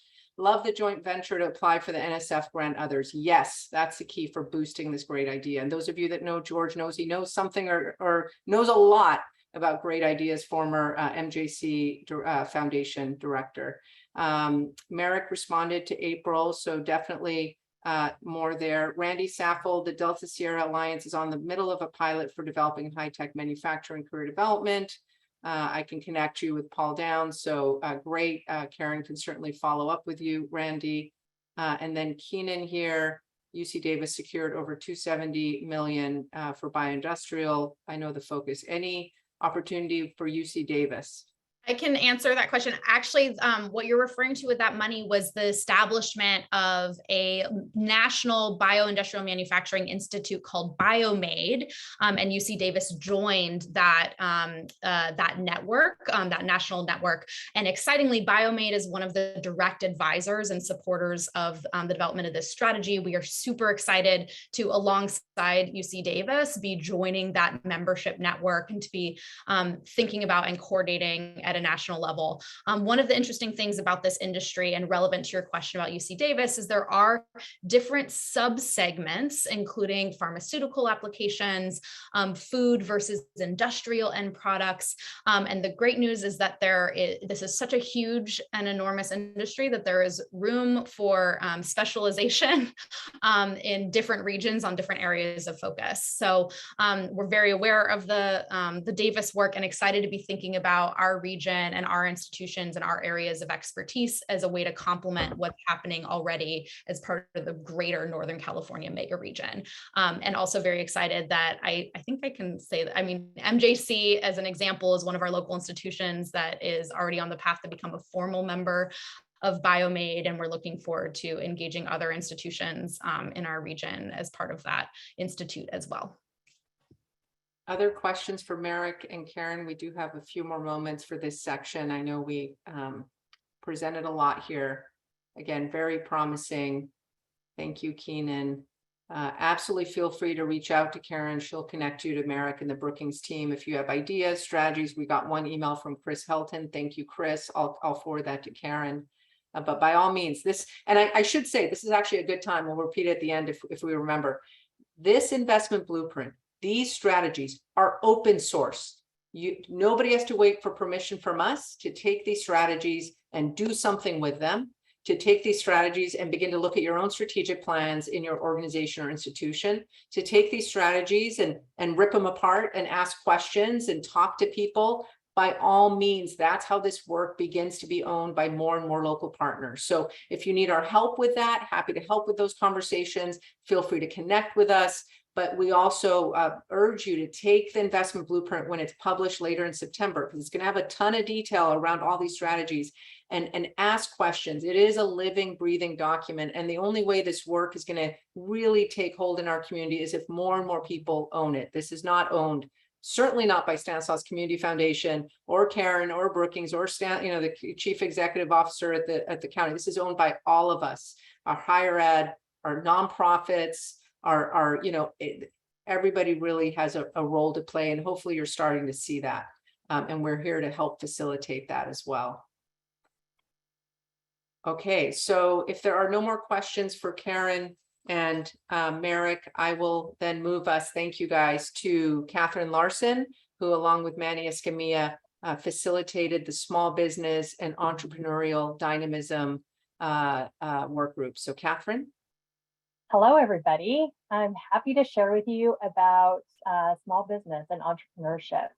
And what we've learned through the Brookings assessment is that business dynamism and entrepreneurship are critical signals of a region's ability to generate new ideas and enterprises and contribute to regional employment and wealth.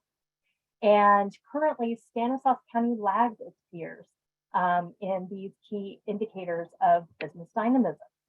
Additionally, we learned, the research shows that relative to their share of the population, people of color and women business owners generate fewer businesses and jobs in our region.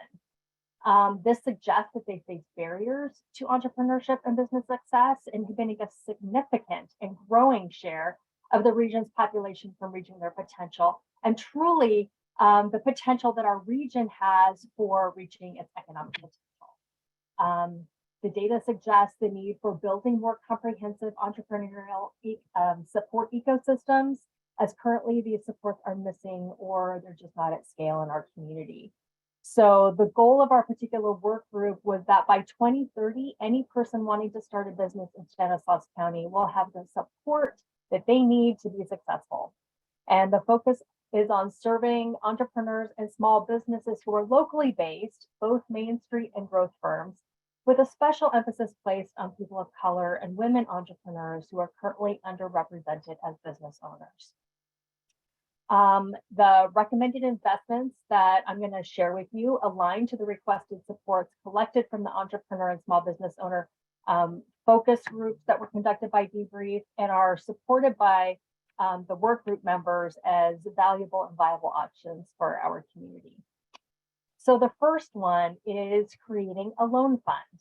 And what we discovered as a part of this process is that many entrepreneurs or small business owners are not even aware of financing options available to them in our community, or believe that they don't qualify for mainstream financial services like traditional business loans or credit lines. Instead, many rely on high interest rate credit cards or predatory lenders. And this makes it extremely difficult to advance their business and in fact set some businesses up for failure. So the solution of creating a loan fund is to provide easy access to loans of less than $50,000 for small businesses. And the loan fund would be established to guarantee the loans from financial institutions, either to small business owners looking to start up or to grow their businesses. Part of the fund will be invested to grow the fund and cover administrative costs associated with administering the fund, but it would be open to small businesses at any stage in their business development. And they would be able to apply using the easy application process where loans can be funded quickly. There would be a loan fund committee to evaluate applicants and recommend applicants, along with even proposed interest rates that the applicant can afford. And that would be then given to the participating banks. The banks would provide the loans and the required paperwork through, although assistance will be provided with application process if needed, as I said previously, and finance-focused business training will be provided to the entrepreneurs or small business owners as a cohort-based incentivized component of the loan process. And that training would be offered either in their neighborhood or online. And the investment asked for that is $5 million. The second solution is developing community-based business hubs. And we identified that a gap exists in how small business resources are dispersed to the communities within Stanislaus County. And traditionally, the service model that's in place depends on small business owners and entrepreneurs seeking business development support themselves.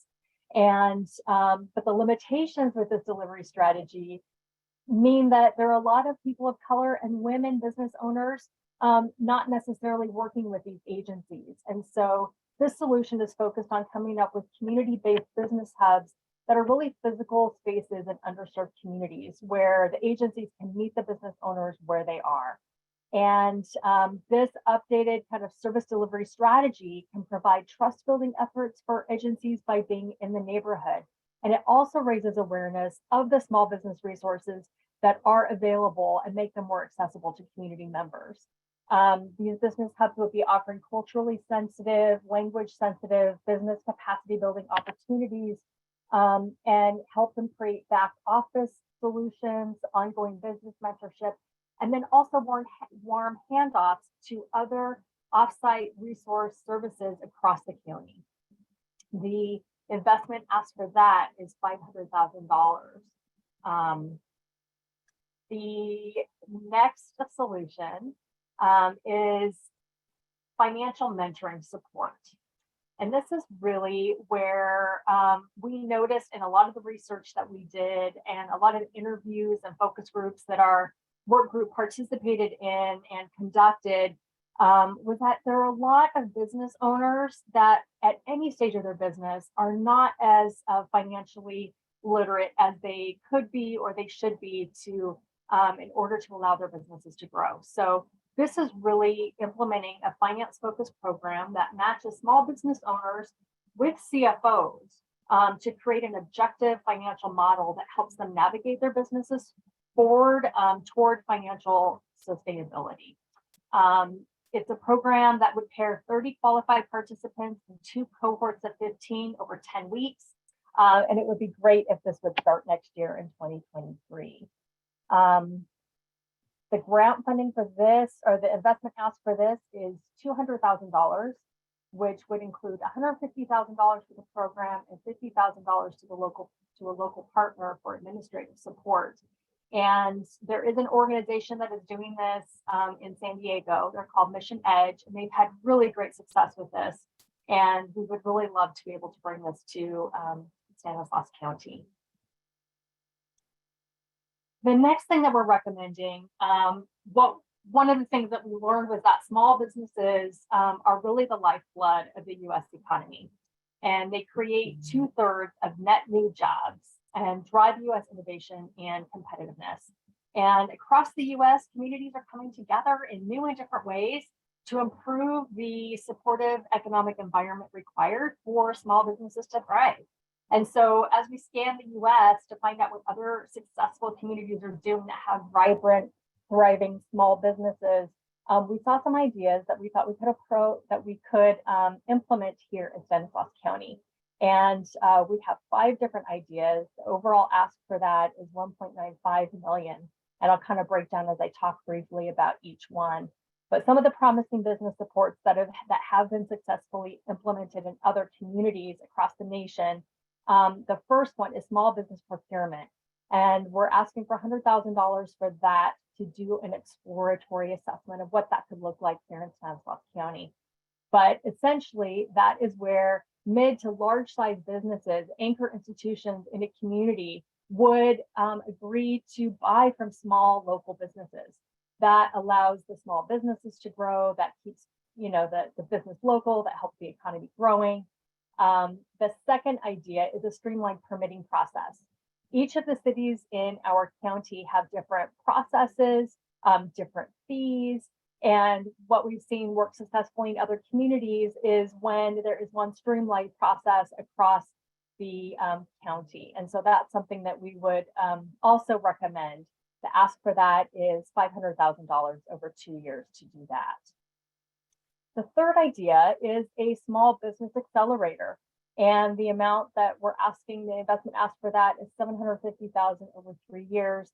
That's really providing a small business support, including mentoring, education for small businesses at the startup and as they grow. So that's really more kind of an educational type program. We're also interested, another idea is social focus capacity building. And for that, we're looking at $500,000 over 2 years. And that's where there's a social focused component to a business. So it might be something like a Homeboy Industries, where people who were formerly incarcerated are now working in a shop. They get work experience and they're also supporting a business. So something like that. And then the last idea that we had was around a makerspace incubator and storefront. And we're asking for $100,000 for that for an exploratory assessment. So there are a lot of great examples, including the Crucible in Oakland, where they create maker spaces for people to come together that build community, that allow access to tools and equipment that individuals can't purchase themselves necessarily due to cost, but allow them to come in, build their craft, and then have a storefront to be able to sell it. So that is the end of our presentation for small business and entrepreneurial innovation. Thank you, Catherine. Questions for Catherine around this? I think it was really compelling to know the small business in this country creates 2/3 of net new jobs. This is a huge economic driver in our community. Yoli's asking, and it's just for hosts and panelists, but I want to again make this public. She was curious to learn or to know, what did you learn from the enabling environment in our local community around licensing and permitting beyond access to capital and technical assistance, sort of navigating government entities such as the health department? That's one barrier she mentioned, but what did you guys learn in terms of the enabling environment for small business? Yeah, it could be a lot better. It could be a lot better. I mean, one of the things that that we talked about and identified in our work group is that no assessment has been done of all the supports for small business. So that is definitely a component that we were looking at for the community-based business hub to really take an inventory of what's available. We did check in with some of the different cities, and we know that the permitting processes are different, the fees are different. So part of that is from the Brookings report, part of that is from some research that we've done on our own, but there's still much more that we need to dig into on that end. Any other questions for Catherine? And again, we'll feel free to continue to put those in the chat and we can come back to them. I do, and I said this to the executive committee that met yesterday. I truly believe that the highest per capita concentration of entrepreneurs is not in North Modesto, it's along Crow's Landing Road. You drive down Crow's Landing Road and you see true entrepreneurism with sometimes limited access to capital. You don't see any big box or franchise stores. You see some, but not a lot. And I really think lifting up the communities that have traditionally done this on their own and supporting them, we certainly saw that disconnection during COVID with the CARES Act sort of support grants. That is so critical to support our small business community, all of them, but specifically the ones that have not traditionally had that access to financial supports and all of the other things that Catherine's mentioned. So kudos, Catherine. No questions at this point. Thank you, Jose. We will, next slide, we will, and absolutely Nancy's right, language barriers are a huge issue. So how we can help our cities and all of our traditional sort of permitting licensing folks, Department of Public Health that helps with restaurants, do all of that work in Spanish and in Assyrian and other languages would be critical. I've asked Jody to join us now because this is the total ask. Now, this isn't all of it because we know this work will lead to other work that leads to more funding needs. But we promised you 10 months ago that we were going to deliver to you a set of concrete strategies and solutions that had price tags associated with them. It is our best guess what these price tags are at this moment in time. So Jody, if you want to just talk about that. Yeah, thank you, Marianne. And I just appreciate all of the presenters so far, just a lot of great information. I can't express enough how much hard work went into the development of all of these different efforts with all of the work groups. So thank you to all the leaders who were able to present today and everyone who participated in the work groups themselves. So as Marianne mentioned, this is really an estimate. We could have created a much larger list, to be honest with you, but we were trying to be intentional and focus on what will it take to start this effort going forward over the next 1 to 3 years. So some of what's being funded would actually create the momentum and move these initiatives forward over the next several years. Some of these are one-time investments that would not be contemplated on a repetitive basis. But what we have done through this process is answer the question that if, I think Marianne always had the best way of putting it, if Warren Buffett fell out of the sky and said, I want to invest $1 billion in Stanislaus County, where should I invest those dollars? 10 months ago, we would not have had a collective answer in any respect to that question. Today, we can say we know exactly where we want to spend the first $75.25 million. And that's what's before you on the screen. I do want to recognize that there's obviously not one funding source that's going to take care of this whatsoever, but we are tracking that there are a number of unique and one-time funding sources that have emerged post-COVID, mainly through funding through the federal government that is flowing in all kinds of different directions, whether it's at the federal level, the state level, or even at the local level. I know the county has some funds set aside from our ARPA programming to potentially fund some of these efforts and initiatives. So we'll be reviewing this over the next several months. We're very encouraged. We actually, I think when you listen to the presentation from the bioproducts group, particularly earlier, there are many big ticket items there that we do think we would be successful in the next couple of years in gaining support for as this potential new industry emerges within our community. So I just wanted to recognize that is a really large number. And, you know, normally numbers like that in our community, we would look at and kind of, to be honest with you, reasonably be discouraged by thinking, where's that money ever going to come from? This is a very unique moment in time. We actually think that we can chip away at a large portion of this very, very quickly. And we can look to our colleagues in the South, in Fresno and in Bakersfield. They've already done it, and they've collected tens of millions of dollars because they were ahead of us in this initiative. That was one of our major motivating factors a year ago when we had started this. And to be honest with you, they had started their initiatives prior to COVID, which is when we had intended as well, and we just didn't get through. But I'm so glad that we've gotten to the point we are today, and we'll probably be in the middle of the pack because many other communities are following this lead. We've been contacted by many others to learn more about how we've done this so that they can model this effort as well. So Marianne, do you have anything else you'd like to say just about this total ask here? No, I do want to point out, I know there's people on the call from other counties to the north and south of us, that there is a Community Economic Resilience Fund, or SURF, that the state has made available to 13 regions. We're part of the North San Joaquin Valley region with San Joaquin and Merced. And with partners from both of those counties, we're going to be taking Stanislaus 2030 and aligning it with their efforts. And there are pieces of this that really are regional play. The bioindustrial manufacturing is a regional play, especially if we're talking about scale and transformative scale. So lots of opportunities here, as Jody said, and it's absolutely the right moment in time to step into this type of work. So really appreciate, Jody, your partnership too. You have just, it's just been amazing to see the county so involved and engaged in this process. So just want to thank you and your team. Yeah, and thanks for that, Marianne. But I do feel compelled, though, to mention that that we do have our elected officials roundtable participants who were invited to today's call as well. I'm really impressed that we've got lots of local connections to other government agencies. And, you know, Stanislaus 2030 has been well received by all of our local cities as well. At some point, we're going to come back and reconnect with the cities in probably a couple of different forums to make sure that everyone is tracking this information. But I'm very encouraged by the participation that I see today.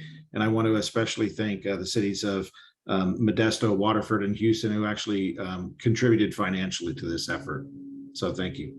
Eric has a question. Eric Ignacio, can I get a clarification? Does the 75 million take into account the funds that may have already been accounted for by organizations already addressing these areas but not redirected? Or is the 75 million in addition to? I think that's a both end, right, Jody? Yeah, I think so. And I have some concrete examples. Like earlier, Catherine was mentioning some initiatives that we may want to pursue in the small business entrepreneurial area and so forth. But I can tell you that we actually, in some of those areas, we have already contemplated some of that programming and even have funding set aside through various sources to do some of those things. And we presented a lot of this information to our executive committee yesterday. And one of the clear things I heard back is we want to ensure we're not overlapping efforts. So it's very important that as we begin to enter the next phase, that we have that we're mindful of what efforts are already underway and that we're not trying to duplicate efforts at all. This process was intentionally designed to make sure that did not happen. So I think the answer to the question is we may have some of this 75 million already identified within some of our programming in the community. And this will just help us get a little more intentional about how it connects to the broader good. Thank you. We're going to move into our first Slido poll, and this is your opportunity, in addition to the wonderful questions via chat. If you could take your phone and scan that QR code, we're asking you, what challenges do you see ahead for our community? We've taken a lot of those into consideration in the planning. I think you've seen that in some of our executive summary materials at our June 17th event, but we want to know from you, what are you seeing? What challenges are you seeing? Or you could go to slido.com and enter that code, and we'll see the live. I already see one participant, 4 participants. Thank you. This is our opportunity. Please give us feedback. What are you seeing that could present significant challenges? You know, we know that water is a significant challenge for our ag community. We know, our regulatory environment can present a significant challenge. We know inflation is a significant challenge. Oh, I love that. Yes, misalignment between different players. Absolutely. No one's trying to do that. No one's doing anything wrong. But sometimes, and not sometimes, always, we see a big siloization happening. People just hunker down. And I get it. We're all operating these big systems. But that misalignment, we really need to cohere. Yes, the alignment is coming up. The need to inventory resources and collaborate. Absolutely. A new type of industrial revolution. Absolutely. They may challenge ag and traditional manufacturing. And sort of understanding that and getting ahead of it, I do believe we're experiencing a sea change in our economy. And so responding to that and getting sober and clear about what that presents as challenges and opportunities is critical. Getting all the groups connected. Yep, absolutely. So much of that, I see that theme, workforce needing to participate in a new identified industry. New population during COVID means different people, including lots of remote tech workers. Absolutely. Yes, and how do we support them to be more included in our community when, you know, they're maybe not doing some of the things people that work and live, you know, physically in our community are doing. Commitment and follow through from partners. Absolutely.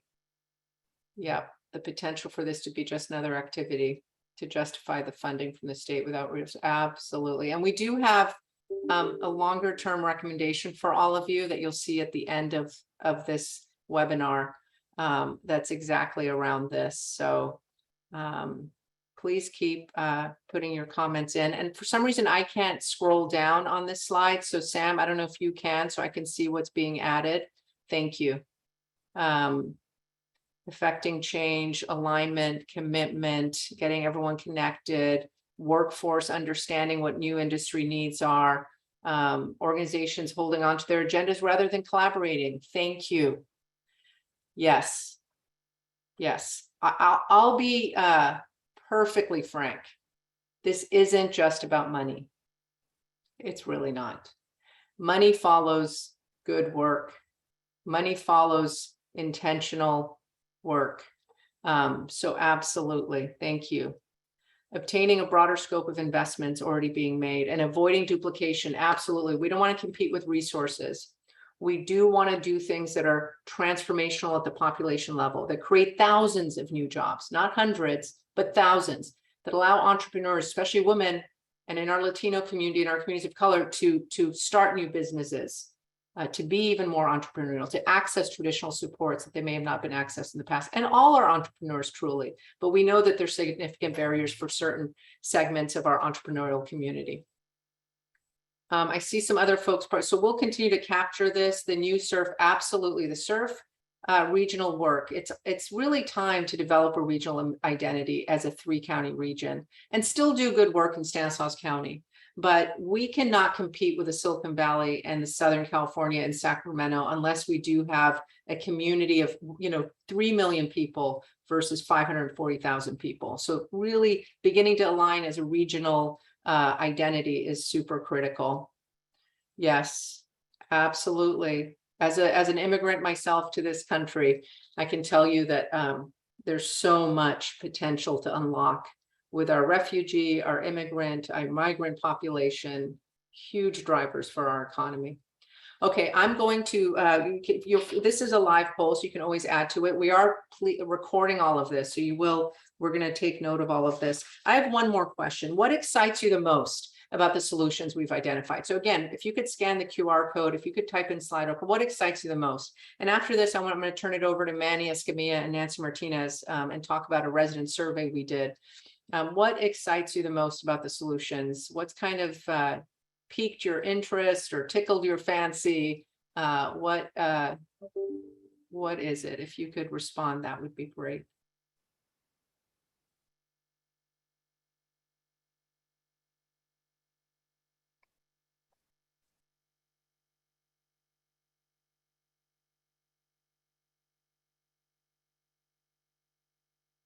Collaboration, progress, absolutely.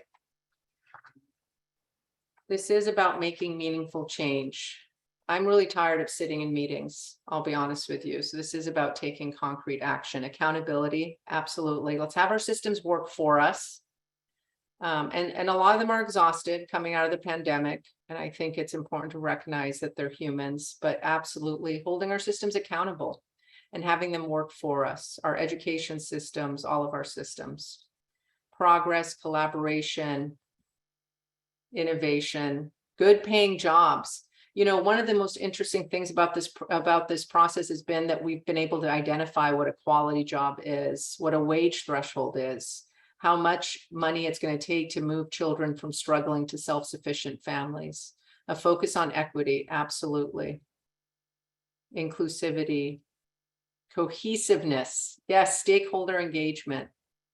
The inclusion piece is really critical. We know that inclusion is actually a profound economic driver. So you saw that as right up there with growth as a metric is inclusion. Who's participating in our economy? What are the barriers that keep people from participating? How do we intentionally remove those barriers? And to do that, instead of just counting job numbers, like, oh, our unemployment rate is 7%, that's nice. But what types of jobs are we creating? Brookings data as a base. Yep, that's been a turning point for us. It really has. We've never seen that level of data in our community. So thank you for those responses. I'm now going to bring Nancy and Manny on. We're moving into the last 15 minutes of presentation. It was really critical for us to get a real-time pulse check on how our residents are feeling, especially this summer with inflation, with gas prices. So we wanted to do this at the end of our work towards Stanislaus 2030 as well. So Manny and Nancy, if you can come on and talk about what we found in our community survey, that would be great. And then Jody and I will talk about next steps, and then one or two more Slido questions. Thank you.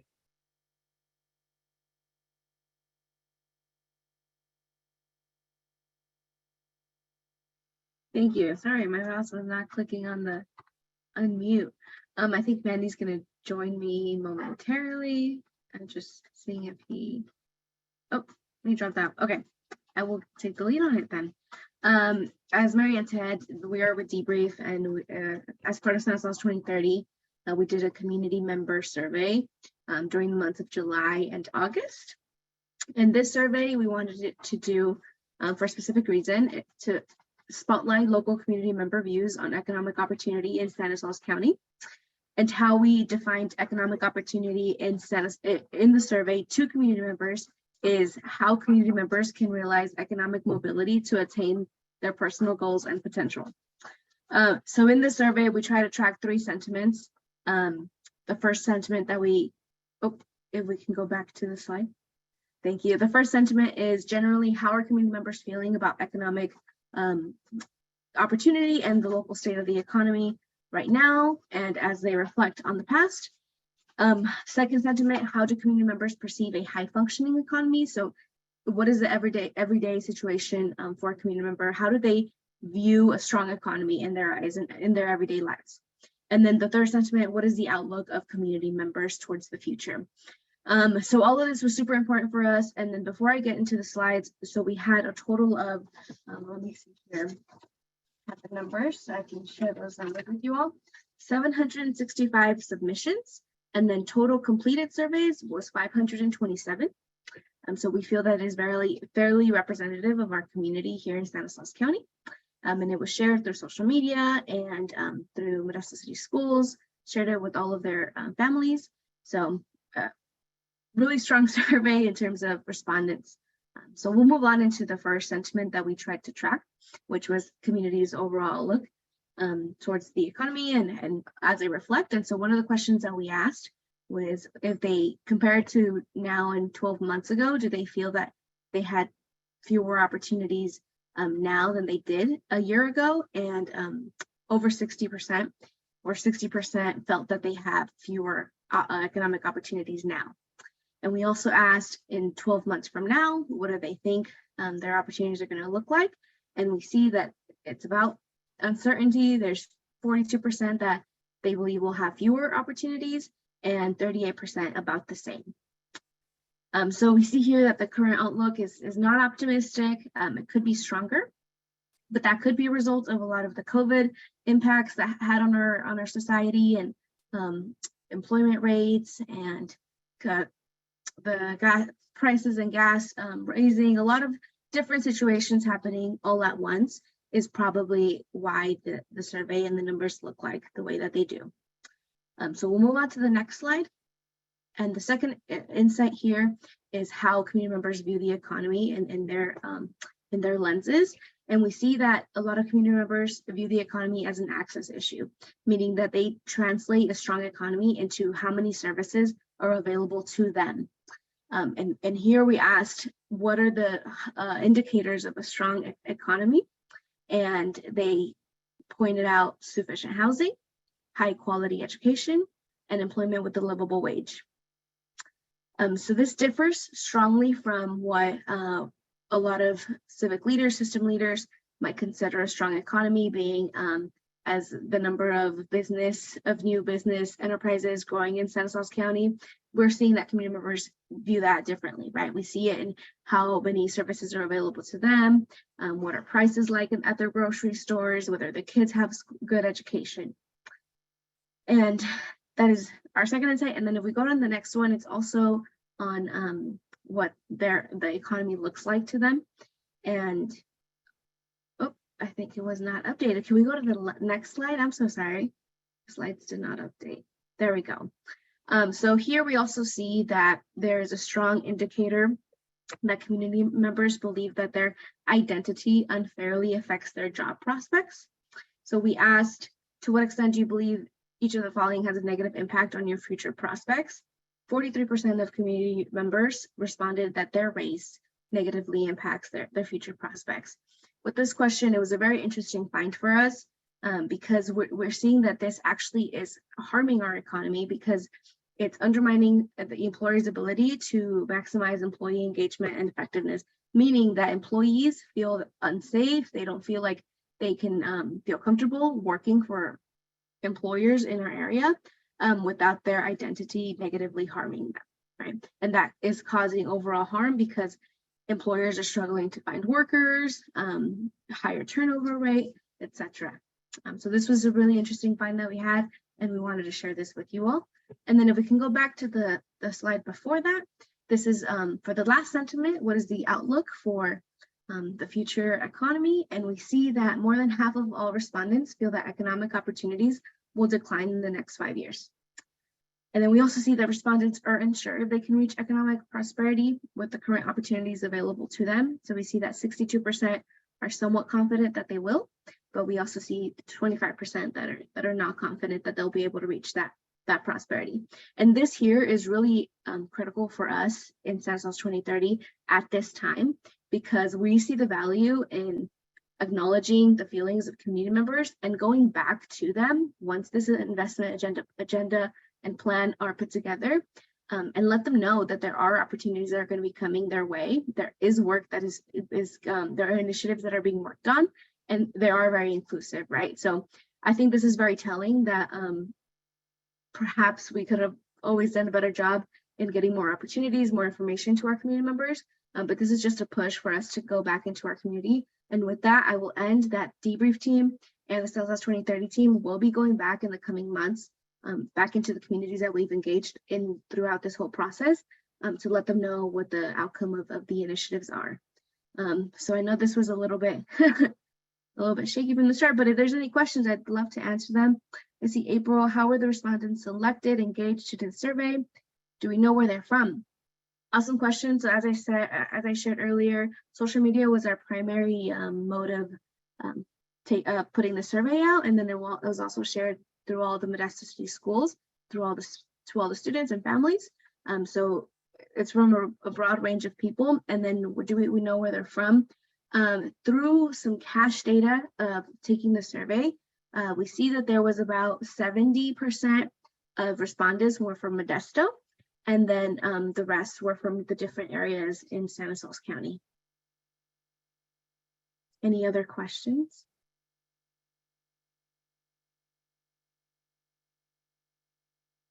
Felt really weird not seeing any faces. I felt like I was talking to myself. We can see you. And I want to move us to a Slido question. Not this one, if you could skip this one, because in the interest of time. What can local leaders and elected officials do to better respond to this resident, as you could see, sentiment and perceptions out there? So if you want to put in the Slido poll. You can scan this. That would be great. And I see some people responding. So I'll just give it a minute.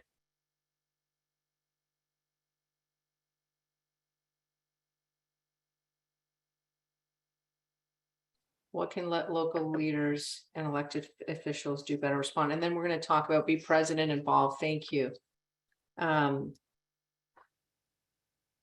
again, this is about aligning federal and state and local funding around not just this work, but really understanding the needs of residents. Embrace change. Thank you. Yes. Thank you for that. Be more efficient with resources and people. Yes.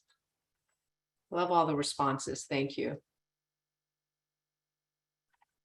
And we will be taking the full investment blueprint, not just presenting it back to our community, to all of you, but also to our elected officials. Please know that there's a comprehensive community engagement plan, as Nancy said, around the community data and the community survey, and also the investment blueprint. Both of those reports are going to be coming out at the end of September. And really, there's a whole rollout, because this is about fostering a deeper conversation, having more dialogue. This isn't the end for Stanislaus 2030. Thank you for all of this. And so what we're going to do, and absolutely public meetings and more information. So that actually leads us to this next piece of this. Jody and I, if you could move to the next slides in terms of next steps. Jody, you want to talk a little bit, and then I'll close us down and turn us over to Dylan. Yes, although I first want to just touch base on one of the comments that I just saw in the Slido question. One of those comments was recognize how important housing is. That's a great segue for me to plug the fact that we have a completely separate initiative, much like Stanislaus 2030, but just, probably trailing about 6 months behind in terms of its development, that is called Housing Stanislaus. And this is also an effort to embrace community input, along with all the key stakeholders, and most importantly, all of our 9 cities, along with the county, to have a robust conversation specifically on housing. So thank you for whoever plugged that into the question or to the answer thing there. Please look forward to your opportunities to participate in that process in the next few months. So next steps for us, like everything we've done, we've tried to be very intentional with a communication plan out to the community. And over the next 2 to 3 months, you can expect to hear a lot about Stanislaus 2030 being broadcast throughout the community. We want everyone to know what these findings are. We want everyone to have access to all the information that's been shared in today's presentation, as well as updates from our latest feedback that we've received. There are definitely key stakeholders that need to be a part of the process to make sure that this is living and breathing and not collecting dust on a shelf, which is very, very important for us. So there'll be a fair amount of consensus building and alignment with many of the key stakeholders. Just watching the chat today, which by the way is one of the best features of a webinar like this, you can tell that there's just a lot of energy and ideas around making sure that we do not miss on things that are already occurring within the community. And that one of the most powerful things we'll do here through this process is ensure alignment where previously we may not have experienced that within our community. There'll be opportunities for all of you to help in this process in terms of promoting the outcomes of Stanislaus 2030 and making sure that the community knows how to connect with each of the different investment agenda items as they progress going forward in the community. If there's a particular area that you're passionate about, we will definitely strive to make sure that there's an opportunity for you to align with that passion area and to try to help move it forward. As Marianne mentioned earlier, this is an open source process, so it's not like any one individual is the only entity that can move something forward. Anyone can, do some of the heavy lifting here, because it takes a lot of people to obviously do these things that we've discussed. So Marianne, all yours. Thank you, Jody. So yeah, watch for the investment blueprint. We will be sending it to you by the end of September, full detail, a lot more there, a lot of promotion, a lot of conversation. And then we are putting together a small team that's going to launch in early 2023, that their sole job description is to drive this work forward with multiple partners. They don't own this work. Our existing institutions, organizations, collaboratives, new collaboratives own a lot of this work, but this small team is responsible for everyone else's success. So they're going to wake up every morning, and in their job description, it is make sure everyone else is successful. And that means building those alignment that you all identified as the biggest challenge. We are going to have master aligners doing the aligning work with everyone in this community. So watch for that announcement, watch for the blueprint. Please send us your feedback. We'd love your comments. And thank you so much. Dylan, over to you. Perfect. Thank you, everybody, for attending today's webinar. You heard some very robust strategies, and we look forward to connecting with you soon to give you an update on the progress towards executing on those strategies. So with that, have a wonderful weekend, and we'll see you soon.